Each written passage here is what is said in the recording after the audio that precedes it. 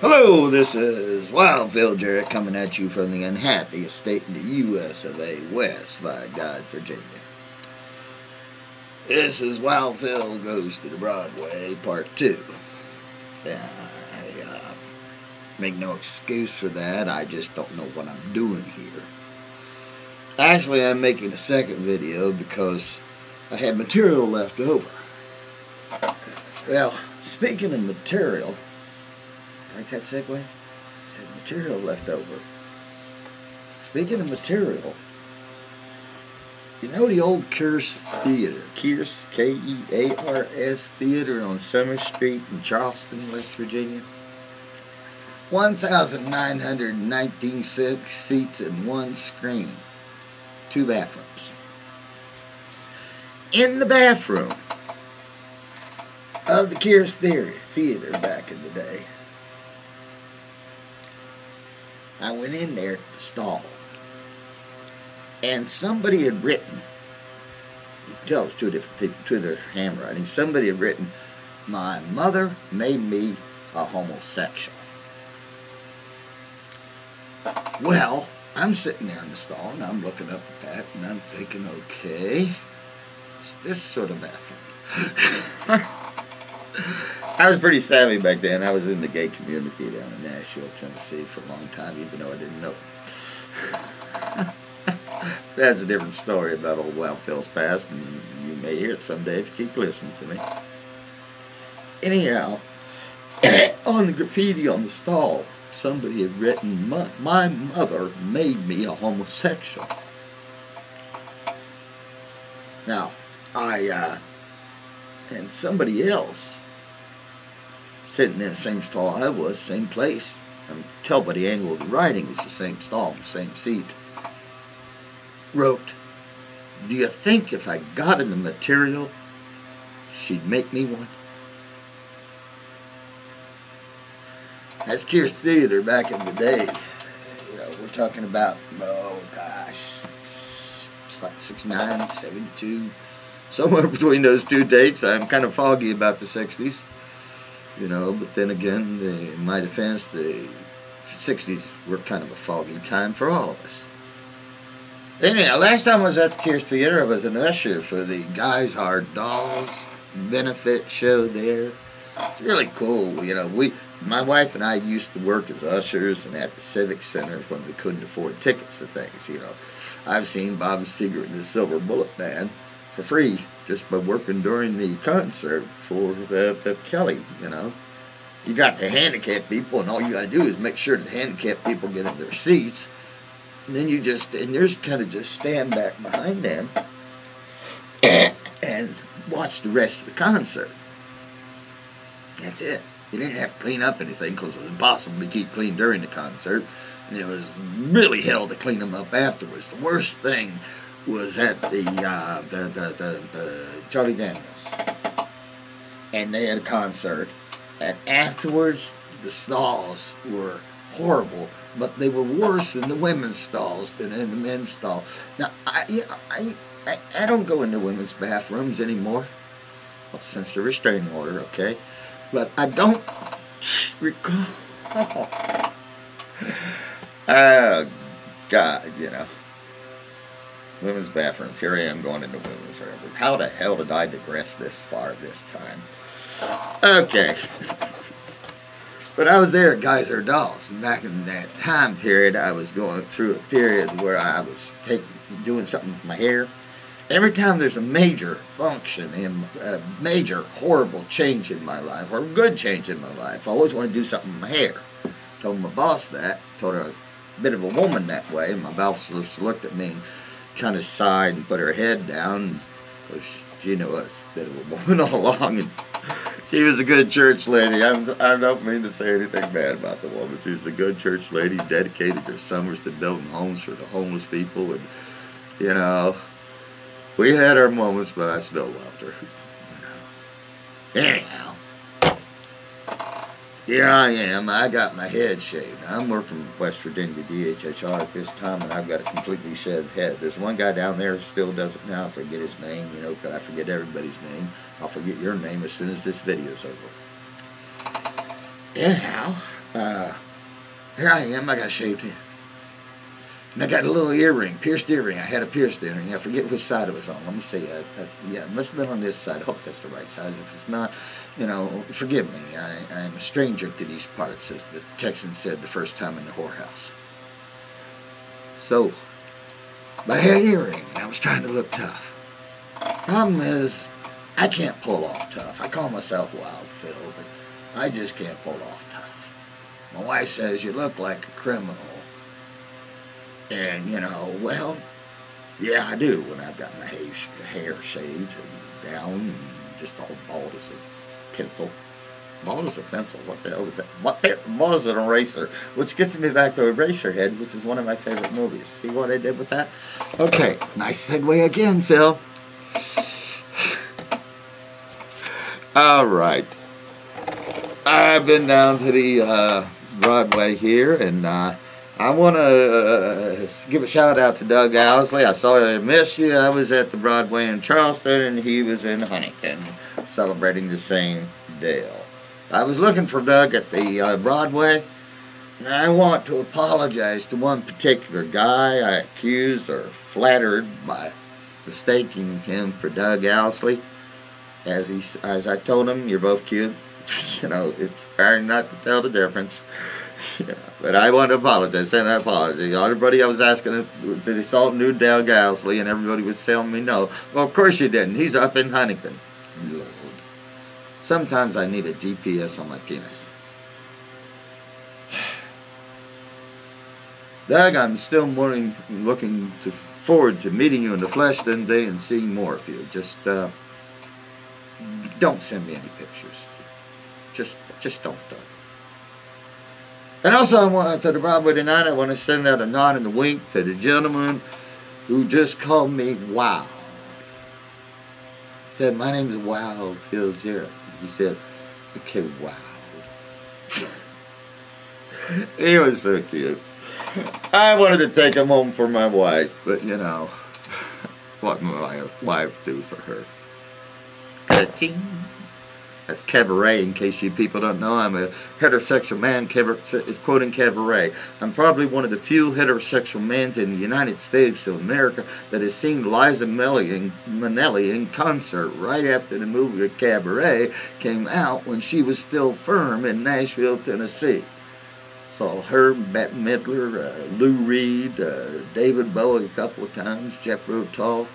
Anybody came to town, I saw them back in those days, but that's Nashville hippie talk, and now I'm going to try to segment all those memories out because, frankly, they're hard to hold on to. They kind of come and go, and I've got to catch them right down and write them down when they're coming by.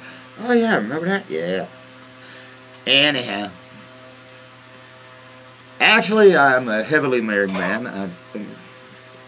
I'm a happily married man. Oh boy, I'm getting in trouble for this, but my wife never watches these videos, so, really, if she saw what I was doing out here, she'd be freaking angry at me all the time. I wouldn't be able to sleep at night. I got a gun in the house. That's how much I love my wife, guys. If you got a gun in your house, then you love your wife a lot. Here's my gun. 38 Taurus revolver. Taurus is a Smith & Wesson design, J-frame that was sent down to Brazil, and they made them up, the Taurus up there, and they made them cheap. It's cheaper than the Smith & Wesson snub nose 38s they grew up with as a child. So that's why I have one, just in case somebody wants to come over at night and not be friendly. That's all I'm going to say about that. Okay. I am happy after 25 years of marriage to say my wife still gives me oral sex. So let me talk about it all I want to. And, I love my wife. I mean, seriously. This woman, this darling woman in my life, has told me, Phil, she calls me Phil because we know each other for a long time now. She doesn't call me Wild anymore, but she used to when we were first married. Give that up right now. Just erase. Forget I did that. That's nasty. I'm talking about my wife here. I got pictures of her too, by the way. I'll tell you about them later on. But my darling wife, understanding of me putting out a television show, has told me that I can keep all the groupies I can get.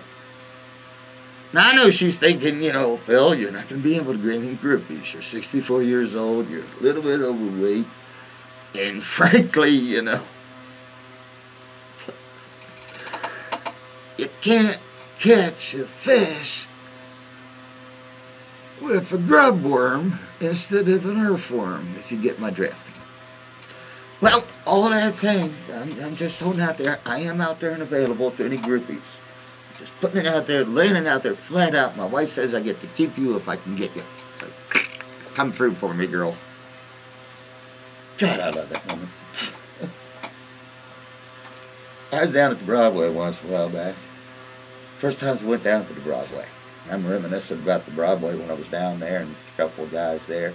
They got a dance floor down there, and I was sitting there and I walked around the corner and I was watching that dance floor, and I remember the time, way back in the early 90s when my wife and I, well, my wife was a dancer. She was a very good dancer. Could have been a ballerina, but she did, you know, mainly just jazz and impressionistic type stuff, and frankly, disco. She was a disco girl. Yeah, I'm an old hippie, and she's an old disco girl. It's a kind of a mixed marriage that way. Anyhow, my wife gets a bug up her butt one night, you know, not my bug, but the bug of her own, and she decides that she wants to go dancing. Well, she goes down to Hot Topics. Remember Hot Topics, that little store in the mall that sold T-shirts that said, you know, things like, friends help you move, real friends help you move bodies. That was my favorite. I love that T-shirt. You know, that and one of my favorites was, I'm not very smart, but I can lift heavy things. I used to wear that to work when I was working at the stamping plant. Not very smart, but I can lift heavy things. Anyhow, we're going down to Broadway, and we're going to go dancing, because that's the only dance floor we got around here that she knew about, that she could get on and not have to worry about anybody she knew. Well, that's not true. She's from the lesbian community around town here. I didn't turn her in any way, such shape or form. She just turned me. My first wife was a lesbian. My second wife was a lesbian. It's like, you know, hey, you know, everything I know I've learned from lesbian girls. You know what that means. Okay, we're down there, and she's got this Morticia Addams outfit on from Hot Topics with the sleeves hanging down and low cut and everything else, and it's completely covered with spider netting, because spider netting is her thing. She got a little spider on the side of her neck. Looks like a rat hanging down now, because she got one going like this instead of one going like this. You know, so, you know, doesn't look good anymore, but my wife has always been into spiders. We don't kill a spider in our house. We pick it up and very carefully take it outside. So anyhow, she's up down there at the Broadway, and she's up there dancing with this nice lesbian girl who's getting all hot and buttered, you know. And I don't blame her. I was getting hot and buttered watching both of them too. That's the whole point of me going. This nice gentleman sat down next to me, and he bought me a drink. Then he bought me another drink, and we're just sitting here talking. Then he bought me another drink. And I realized, you know, that this nice gentleman was hitting on me. Now, all you homophobic people out there, the worst possible thing to a heterosexual is that a homophobic or a homosexual will hit on you. What happened to me, and I'm still a heterosexual. I can't remember what I am now. I'm stammering all of myself. I'm a heterosexual, goddammit. You want me to? I can show you my license. Got out and pickup truck next to my shotgun. And I digress. So we're down there, and my wife's up there dancing away on the Broadway, and she's giving moves that would have made a snake look stiff. Frankly, she was making my snake stiff, if you don't want to go there. I got this guy sitting next to me, nice guy, really, you know, blonde hair and, you know, tan and blue eyes. And I believe he actually had a white sweater curled around his neck. And, you know, being the Broadway, I just kind of assumed he was gay, and he kind of assumed I was gay. So he was buying me drinks, hoping to get in my pants. I don't know why it was. There wasn't even enough room in there for me. But he wanted to get in there too. So he's buying me drinks. Here's my wife up there dancing. And I'm trying to explain to this nice gentleman that I'm not homosexual, you know, no matter how many drinks he gets. Well, I'll take that back. If he gets me enough drinks, yeah, maybe. Like I said, what do I know, you know. I said before, I may be homosexual, I just not ever met the right fella yet, you know. You know, but that's always been the way I've always been in my life. Anyhow, I'm down there and this gentleman's buying me drinks and my wife's up there snaking around in midair. My God, she looked like one of those blow-up balloons that go up in the air like that. Oh, she was good. She was shaking it and making it, man. She was owning it in this leotards, skin flesh tone leotards underneath this Hot Topics dress with nothing but spider webs. It's made of spider webs. The entire dress is made of spider webs. And she's wearing a tan leotard underneath, and she looks naked as the day she was born. You know, I didn't know her the day she was born, but I assumed she was born naked. Anyhow, so I turned to this gentleman who was buying me drinks in order to break the news to him that I'm not homosexual. And I said, you know, I pointed to my wife up there, and I said, "That's my wife. I like to watch." Now, the grin kind of froze on my face when he said that, and I saw the guy's eyes get a little bigger, and I realized, oh my God, when I said I like to watch, he took it a totally different way than I meant it. So that's night while Phil Jarrett got drunk on another man's beer and almost went home with a homosexual and a lesbian and his wife from the Broadway. Could have happened, man. Could have happened. Anyhow, that's my story for tonight. Now, I got one more thing to do here. Now, this is special for you people out there. Now, what I'm going to do, I have my wife, love my life, same one I was just talking about. If she ever sees these videos, I deny everything. But I had my wife select the word at random and put it on a 3x5 card and put it in this envelope. Now the deal is, I'm going to open up this envelope, and no matter what the word is, I'm going to make a joke about it. Doesn't have to be a good joke, might be even a long joke, but I'm going to make a joke about whatever words she wrote on here, and I do not know whatever words she wrote on here. It's sealed, it's like sealed with DNA. You know, that's your spittle that sealed it. So, you know.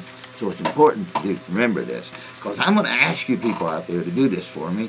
It's a way of getting my web page out here and my YouTube channel jump started.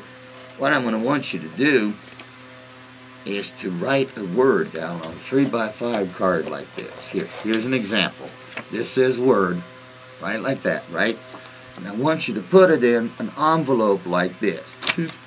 This one isn't open yet because I'm going to open it up in a minute and make a joke about whatever's written inside there. Not ever seen the word before. I'm not holding it up to the light or anything. This is a random word. I have no knowledge of what this word is.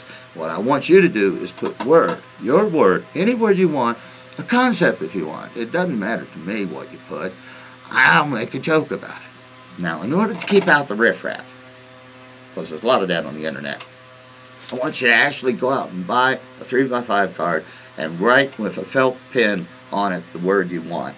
Put it in an envelope and mail it to Wow Phil Jarrett, 310 18th Street, Apartment A, Dunbar, West Virginia, 25064.